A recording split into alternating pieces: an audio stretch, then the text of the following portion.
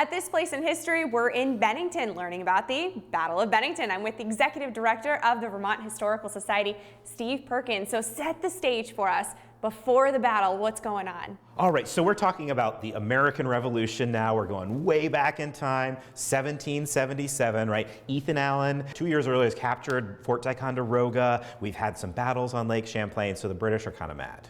You know, they need to end this war now. So there was this guy, Gentleman Johnny Burgoyne, who is a general. He's quite a dandy. He ended up in Canada and he said, I've got this plan. I'm going to call it my grand plan. I'm going to cut the head off this snake. That's the American revolutionaries. And by doing that, we're going to separate New England from the rest of the colonies. And so he said, I'm going to come down from Canada, I'm going to use Lake Champlain as a highway. And there's actually a map behind me on the wall right here. Burgoyne is going to come down from Canada, down Lake Champlain. And then General Howe, who is in New York, was going to come up the Hudson. And then Colonel St. Leger, who was over here, was going to come down the Mohawk River. And they were all going to meet at Albany. And what does this do? It cuts New England off from everything else. Now, the plan was pretty much doomed from the beginning because Howe, he didn't like Burgoyne. Uh-oh. So his answer was kind of like, whatever, I'm not doing that. I'm going to stay in New York. St. Leger, he's coming down. Benedict Arnold, not yet a traitor, stops him at Fort Stanwix. So this army is defeated. So only Burgoyne's coming down. His other big flaw in his plan was he's like, everybody loves us. It's only a few colonists who don't want to be a part of England. So when we come down Lake Champlain, everyone's going to come out of the woodwork and they're going to give us cattle and arms and everything else. Well, that didn't happen. And so he's got this large army that's mostly made up of hired German soldiers, and you know, their uniforms are torn, they're running out of ammunition.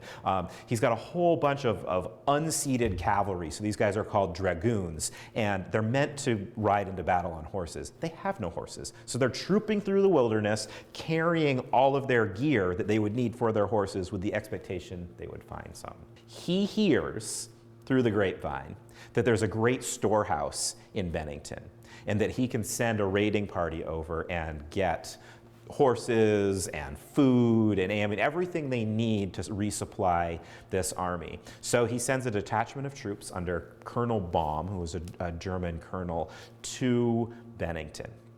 Now, the Bennington folks hear that they're coming, they know that they're coming, and they go, hey, who's going to come help us? So New Hampshire sends over General Stark with the New Hampshire militia. Militia comes up from the Berkshires of Massachusetts, and of course you have all the Vermont boys who turned out, and they put together a pretty good army, and they met Baum's troops outside of Bennington in what's now New York, but of course at the time it was just the countryside around Bennington. So we're in the Bennington Museum, and they really have a great collection. So there's some great American pieces, and like I said earlier, the American forces weren't regular forces. So they brought whatever they had to battle with them. So we have like hunting swords, we have British brown bess muskets, we've got French Charleville muskets, which most Americans used at the time, even to like, you know, farming implements were used in this battle. Now you know why we celebrate this on August 16th every year.